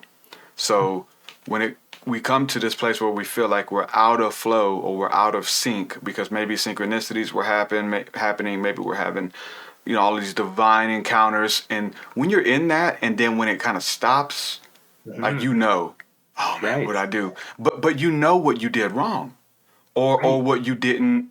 Hey, we asked you to do this, and you still haven't. We asked you to quit lying, and you haven't quit lying yet. And if you're gonna keep lying, bro, we can't really move forward. Move that out the way because it's blocking the flow. Get out there. I went out there with the ditch and I cleaned it out so that the water that was stagnant energy, and it was attracting creatures, right? Insects and different bugs that normally they use that and lay eggs, but as long as it's flowing water, it is different. So I think that's how this flow of energy, of creativity works for everybody, and who gets access to it. Where does it come from? Oh, it's that doesn't matter. It's just what matters is we all have access to it. And I think what we're talking about here is just self-mastery. Mm-hmm. Because once you know the self and then you're working with the energy, this is the mastery of self. You knowing and being in tune with who you are, right? I think that's essentially what it is. And you become in tune with your authentic self, right? Yeah, be honest with yourself. Who you are. Oh, that's beautiful. That's all this is. It's not we can call it healing and put many labels to fit into different categories. But that's just showing yourself from another aspect. Because isn't that like, I mean, that's the best way. Even the first introspective, 2.5 grams or whatever was like, hey, let me help you look at this from another perspective. You've been looking at it. You're down in it. Rise above it. Right. Look at this. All you do is move this out the way. It's not that far. I'm going to help you. It's already in you. You're not becoming something. That was the message. And it still is the message. But it's like just giving you another fresh pair of eyes to observe it with. Correct. Because you can't see the forest because there's a tree in front of you. Correct. But it's not until you step back or get a bird's eye view of your situation, of eternity, of life, of why we're here, why you're going through this hardship or whatever. Absolutely. All of the different things that you offer, you do a lot of different ceremonies, and some of the things that I mentioned that I really love, that I feel like we have in our arsenals and things. Hape is something that you work with as well. Cacao, mentioning the molecular structure of these elements, right, that are combined. They sing a similar song. Oh, you know that song too. Oh, you heal too? Okay, yeah, all healers do this. And I'm in all of these things. At least a piece of this literally molecular structure, I think I would feel like on a subatomic level is an entity. It's its own intelligence, a piece of it. And that we can encounter and through ingestion, through absorbing, allowing it to become a part of you, and you are merging with it and absorbing it. It's a very deep concept, but what are some of the benefits of the cacao and the hape? I have them as I don't feel like I abuse any of this stuff. You know what I'm saying? Like it's very rare, but that keeps the newness on it for me. That when it's time to do a certain retreat, we're going to meditate, we're going to do breath work on cacao. When I'm carrying a lot of heaviness, when there's a lot of static in me, on me, when people are talking about me and it keeps coming up, I'm going to do hape and I'm going to release it in the ground back to mama. You know what I'm saying? I'm going to lay down on the ground and snot it out.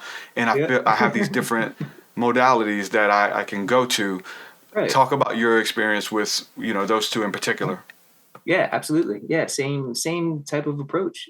Same approach. They're all tools and they're all used and they have beautiful ancestral origin, right? So there's traditional ways to approach them, but with us being here now, we learn the approach of how to approach it, but then we can apply it to just how we run our daily lives, right? Mm-hmm.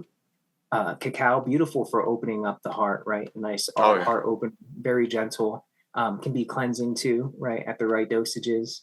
Hape is a great tool for taking someone off the edge when they may be in a loop with psilocybin, right? So depending on what type of hape you're using, is it very grounding? Is it more in the head? What kind, right? Mm-hmm. What's the loop that they're in, right? And what species of mushroom did they take? Is it very gentle? Is it more heavy? You want all this stuff into play. Hape is very good for, like you said, snotting everything out. I'm very big on Dr. Sebi, right? Very big on mucus, ridding the body of mucus. Hape is beautiful for that. So extremely cleansing. For sure. Exactly like you said, when I know people are doing heavy magic and I feel the energy all stuck to me, I like to just consider that magic. And when I feel that, I know others are throwing magic the way. So there's work that needs to be done. Yeah. So I consider that like as a form of protection. For sure. Right. Cleansing. Grounding, just connecting. And it's very rare for me too. Very, very rare for me too. I respect it, right? Because it's powerful. Yeah. Use the Kuin Murray, I believe it is. The very grounding. Yeah. It's very grounding. And I say that on the back of like why would you want to, or how is it possible to leave it up to us to find a way to abuse and to become addicted? I literally, man, I don't know when I ordered this. It had to be 5 years ago, to be honest with you. And I have 2 vials of it, and I'm still like, I do it on my retreats and personal use and stuff, but they're almost like still full. Like they're almost like I've never even used them, which is kind of strange, to be honest with you. But I got a friend of mine who in the past, he was like, we did it together, and he was like, man, it's very powerful, and he bought his own. And this joker went like, I mean, he was doing it like he would smoke cigarettes, like all day, just all day. And he went through in a couple weeks, man. It's like, oh God, I don't know if it was supposed to be used like that, dude. You know what I'm saying? But right. To each his own, I guess. We find a way Absolutely. to abuse things, Yeah, I've been seeing that around too. It's funny that you say that. It's like I see like the little Boca moms with their little vials of hape right now, because that scene's happening. They have their little applicator and they're doing a little bit, and I see the beauty in that. It's cool that they're bringing it down into their daily lives. But then I do know the tradition of it, and that shit was like, that was like initiation in a way, right? When they put the hape in, you went all in. It was a lot. Yeah, that's what I was gonna, I watched some of the footage and I'm like, is that how we're supposed to do it? Like right. they're like, right. Man, I don't know if you've seen some of this footage, but they're like, you probably have, if you're a student like I am, just watching all of these old videos and documentaries, but the long applicator, and they're like blowing it, and it's going in one nostril so much, hitting them in the brain and then coming out of the other, like, there's no, we just do a little pea size, right, a little pea, yeah. Hey, thank you, but they're like going in, rolling around the dirt and shit. Yeah, Now, have you had that experience with hape, or is it you've done that with the hape? Yeah, wow. Yes, I have. When I sat with ayahuasca, it was a part where the night before I sat with her, beautiful spirit, and I knew I needed to do hape, but I didn't. So I felt like she was stuck in me and she didn't really release because I didn't do hape. I was a little scared, right? My ego was in the way. Mm-hmm. The next day I was like, okay, if that happens again, I just got to do it. Yeah. Because I saw someone go through the experience and that did not look pleasant at all. Where were you at? You must have been in Amazon or Peru or something, right? Or yeah, no, with the ayahuasca, I was here. I was in Florida. And that much hape? Yeah. Wow. Yeah, they use that much hape. Yeah, use a lot of hape. I think the dude was very intuitive. I think he knew like I was on like the cusp of having a really nice journey, and he knew I just had to break through something, and he got me through it. I mean, literally, I started purging. I had diarrhea. I literally felt like I had to go take a shit, and I go have diarrhea, and I have to purge instead. It was just a weird experience. It's good with that. Even the mushrooms of throwing up and cleaning out the body, for sure. Absolutely. Like they know that there's toxins and chemicals in us that carry information and water and all that too. So yes, yeah. They're cleansing. That's a deep cleansing process, So, I mean, everything aside, just that simple act of digesting the medicine, what it does to our minds or alters whatever, it's clearing out our bodies. Now, do you find that hape, even on a big dose or something like that, does it to you work as a psychedelic, or maybe if you do that much, like a body, Like, there's levels? Because I've had friends who do it in passing and but they're not doing, big doses. But even though the 1p in each nostril, for me, it's like, you kind of got to give yourself to it. Like, you can do it in passing. Oh, that's cool. I don't feel nothing. Like, that kind of like, okay, that's not it. Do it even just a little bit. Lay down and just, you got to close your eyes and just kind of say, hey, what's up? Is that how you feel? You got to meet it. You got to meet it halfway. So you understand. Now, what about on those big doses, though? I feel that, man, could like... You don't have to. You don't have to meet it halfway. It's going to meet you. You just go right into it, right? And sometimes it's a little too intense, right? Like smoking a big cigar. I'm sure like a body. I'm sure your body like vibrates or something on that. Correct. So like that's typically more approached when we do the medicine work, right? Because it allows the journey to keep going, but you're fully grounded. I'll say this. So I kind of changed my protocol. So when we do, for the longest time, we do our retreats and stuff. And I don't do psilocybin on the retreats myself. But we have said hello to other things. But it got to where I would do, we just spend a day in nature. And then we do, in the evening, we'll do a lot of breath work. We kind of just wait for the sun to go down and really tap in through cacao, do a cacao ceremony, go deep into breath work. And it's beautiful, like, your heart's in it and music, it's just amazing, right? And then we'll do, at the end of that, we'll do hape after the cacao and breath work. Like, we may do a couple hours of breath work, but your body's vibrating, you feel it. Then we do the hape, but only to get ready to go out at the end for CE5 in the field about, midnight or something. And I felt like recently, like, hold on, we got to change this procedure up because, like, through the cacao and through the breath work, like, you're becoming so high. Like, your body, you're becoming light. I say high, like light, and you're in tune. But then the hape is, like, super grounding, and you kind of crash out.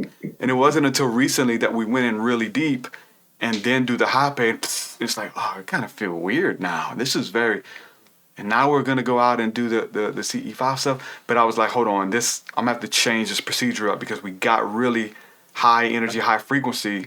And probably the best thing to do was to go straight out there with that high frequency versus hitting the hape and maybe vice versa, ground first, get everything out, and then kind of lift off, But yeah, it was something I had to kind of go back to the drawing board here recently. Yeah, in those situations for our, kind of events, I love to turn to cannabis. Cannabis is a beautiful, beautiful teacher, especially when approached with intention. And if you imbibe with intention and give thanks and, call in the plant, the spirit of the plant, I give thanks. I ask you to open my heart, my mind, my soul, and I open my vessel to all beings that are out there in this point of time. And I ask to birth the creative, energetic visions inside my mind's eye to easily locate where they are, to bring them back into the space with easy trajectory, right? Calling intention into it and doing a little ceremony like that. Instead of very grounding, it's more lifty, right? And can take them into that space of easy imagination, right? No trying. They just lay the intent and it kind of shows. So that could be something fun to navigate with too. But it's tricky to control on many, right? So that's the thing. Really depends on your audience. Mm-hmm. Have you had a chance to say hello to Salvia Divinorium?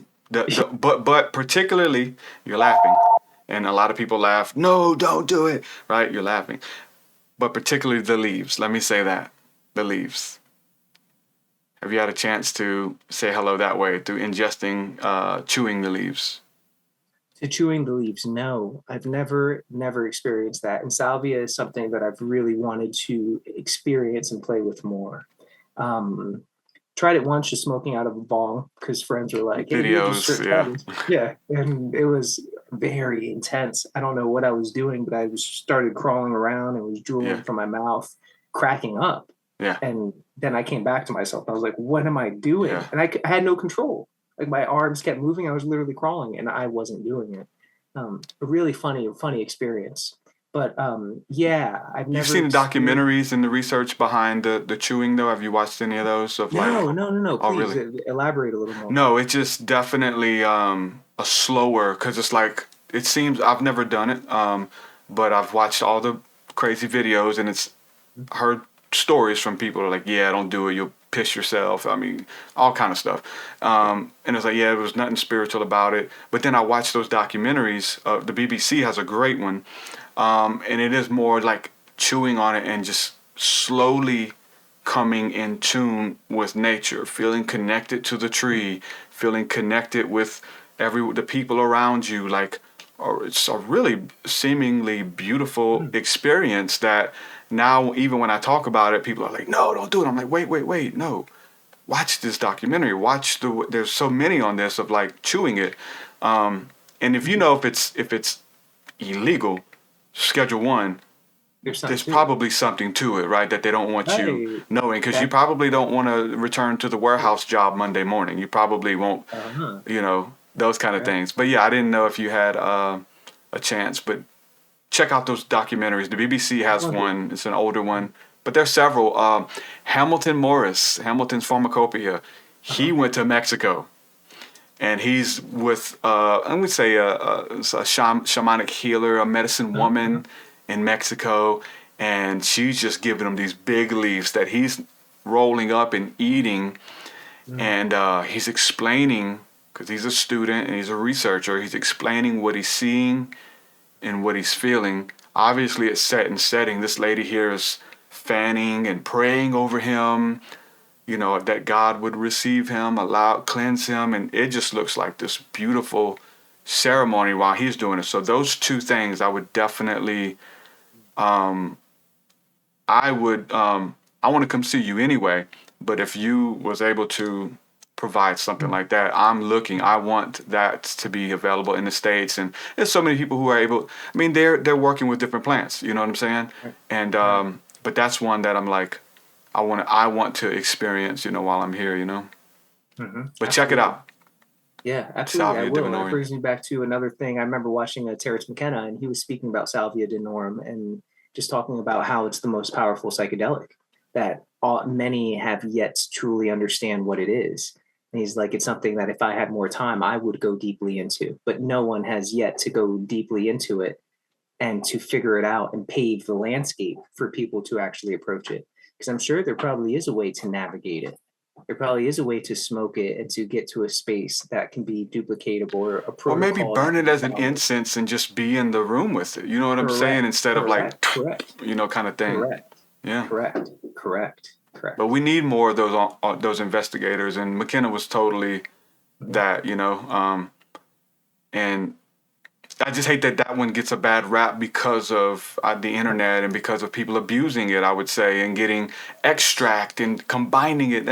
They were selling this at head shops and all over the place before it became illegal. And then people, I guess, looking for something similar, replaced that with the so-called incense stuff that they were buying at gas stations, spice and stuff. Yeah, very strange. And I've never done either, but I've definitely watched my share of videos back in the mid to late 2000s. They're all over YouTube. It was kind of a trend or whatever. Now, what about what is it? My goodness. The other, the Mario, for some reason the words slip in my mind, the Mario mushroom. Amanita muscaria. Amanita muscaria. Have you had a chance to say hello to that I've yet? never sat with Amanita. You got to. Uh-huh. You got to. Yeah. You got to say hello. Uh-huh. Yeah. It's What was your experience like? I mean, I don't think it's spiritual. I'll say that. Other people, said it was with us, but they hadn't done psilocybin. And so it was during a retreat, a men's retreat we did, and we had so many people, and they had never done the psilocybin. They had never said hello, but I was like, if I get caught with this much, I'm in trouble. So I was like, yeah, let me kind of fly low. We'll do something. So I was like, let's say hello to, because there's a lot of fear about, behind it. Like most of the stuff online with Amanita, it's scary. People, you hear all kind of stories that it's poisonous and so much stuff, but we eventually done enough research to say, you know what, let's try it. Y'all ready? This is what we're doing, you know. And we did it, and it was we did a couple grams just at first just to say hello, because we were, you know, a little nervous. You want to kind of ease into it, and that's not knowing much and so much disinfo out there. And I guess it was about an hour in, and we really wasn't feeling anything. You know, we were kind of by the fire and stuff, and we're like, come on, like, these people traveled from all over to be here at this, you know, retreat and stuff. So they're like, Waiting for it to kick. y'all ready to go? Like, yeah, I'm not feeling nothing. Let's go. And so then everybody just started eating a whole bunch. You start eating a whole bunch of them. You know, had a big bag and eating them, and they're legal. That's why I say this, guys. They are legal. Right. Yeah, it got real weird. You have like a drunken feeling at first. Just kind of motor skills kind of get a little wobbly, and walking is weird, and you get real relaxed. And people even use it for a sleep aid, you know, insomnia and those things. But when it got really intense, to be honest with you, it wasn't fun. Like, maybe we overdid it, or maybe it obviously has a purpose. But for me, it was just to say hello, you know what I'm saying, kind of thing. And memory was really weird, like short-term memory loss. You hear about this, and Paul Stamets talks about this on Joe Rogan. You may have heard this episode where they're talking about doing a lot of it at a campground, and they're walking and they feel like giants, and they're walking real slow, and then they get back to their car, and he picks up his camera, and they're sitting in the car tripping on these mushrooms, and he picks up his camera and he drops it.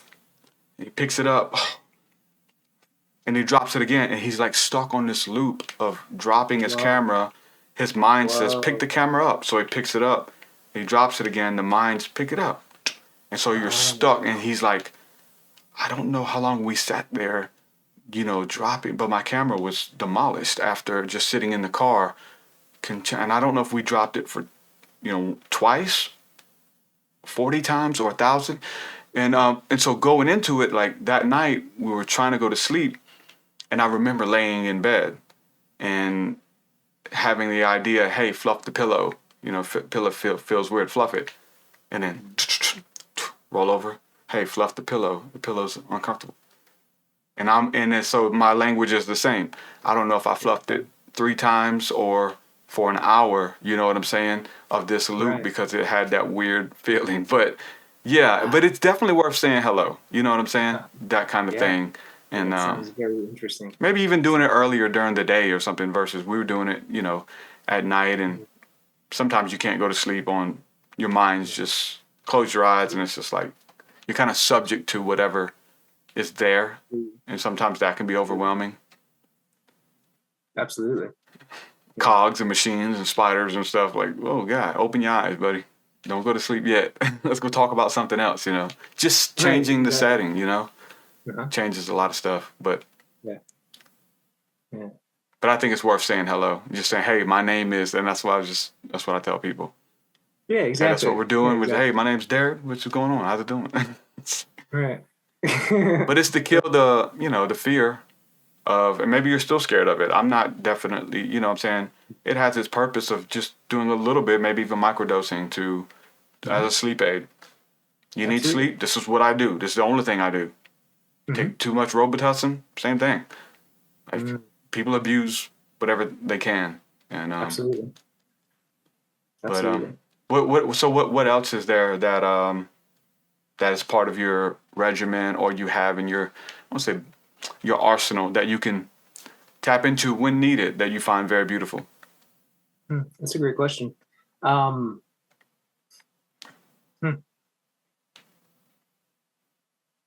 It's just having the faith, right? Having the faith in the mushroom's workings. I label it the mushroom, but just how everything is unfolding, and the family that attracts from it, right? It's beautiful that when you walk your path authentically, you don't have to seek anyone. They all start. You start to find your family, right? And that's a blessing in itself. Yeah. No, it is. Your vibe attracts your tribe.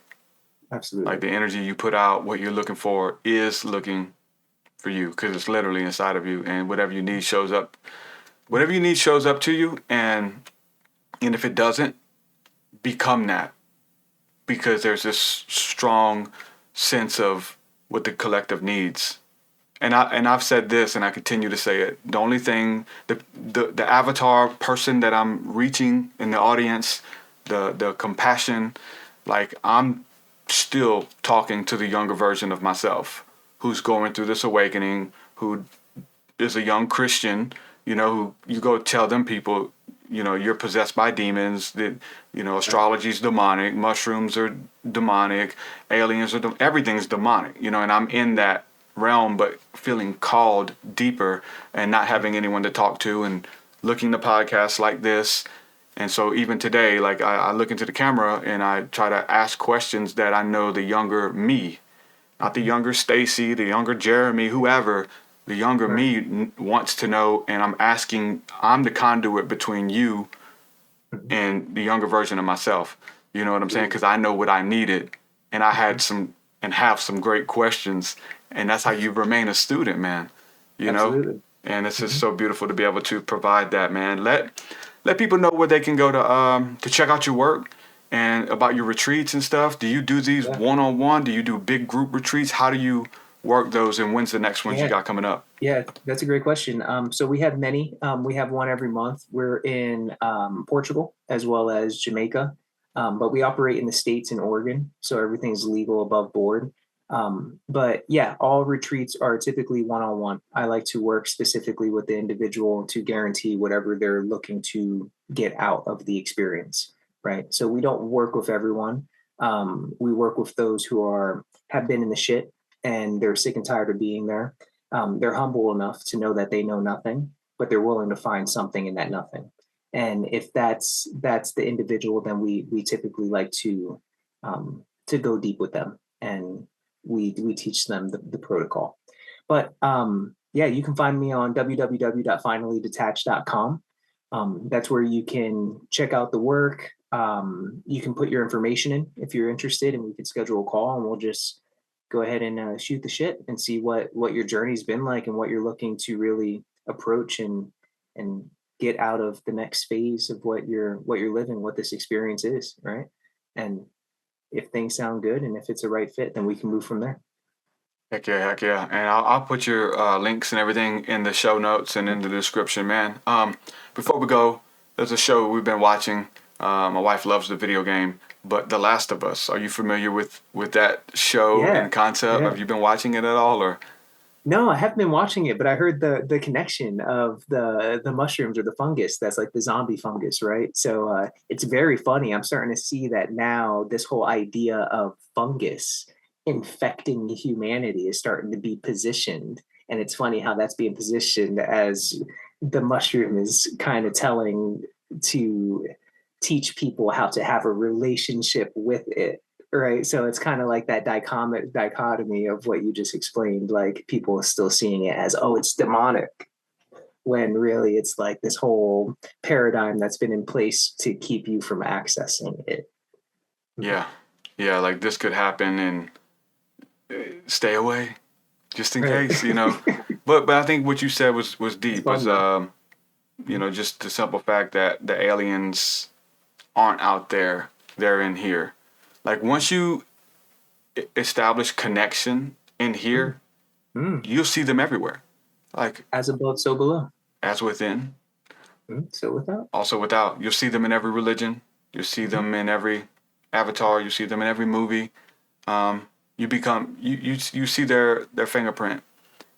You do that anyway. Right. To whatever is your teacher, whatever is your master. You listen, It teaches you. Whether that is the Christian who says, hey, everything's demonic. Well, is it really? Or is it just to you? Because it became demonic when it passed by you. So, we definitely... Really demonic? Yeah. It wasn't, but you demonized it. You made it demonic, and everybody that you tell it now... you've given them the knowledge of good and evil, of calling something good. You've called it evil. That's deep, dude. That's deep. Yeah, so everything's subjective, man. It is. Right. And there's beauty in everything.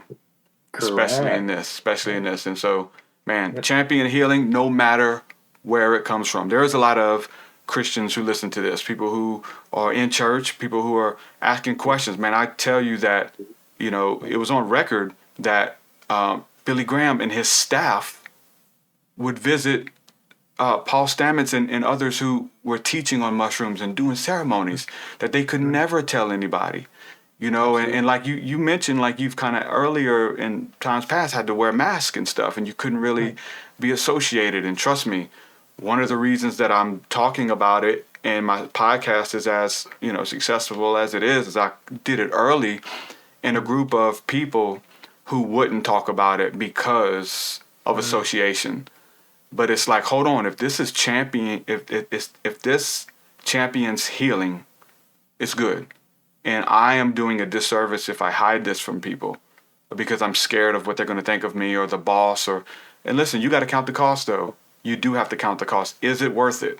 Is somebody, you know, who's dying of cancer and they're scared of death, is it worth it for them to overcome their fear of death by having 5 grams, 10 grams, whatever?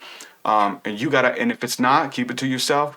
But if it is, there's no way that you can. And so I was the one that was like, I even have to talk about this more because of all of my friends who experienced the same thing. They won't. So it's not just, I'm just mentioning it. No, I would be silly not to. And it would be doing a disservice to hold any healing modality back. And I get that from people. Even currently, I've met with this religious leader, and he was like, yeah, let's just tell him about Jesus, man. We don't need all the mushroom stuff. And I was like, no, it's healing, bro. I would be doing a disservice to lie to you and tell you that it's not good and it's not here to serve. And but you're telling people to do this. I'm not telling people to do anything.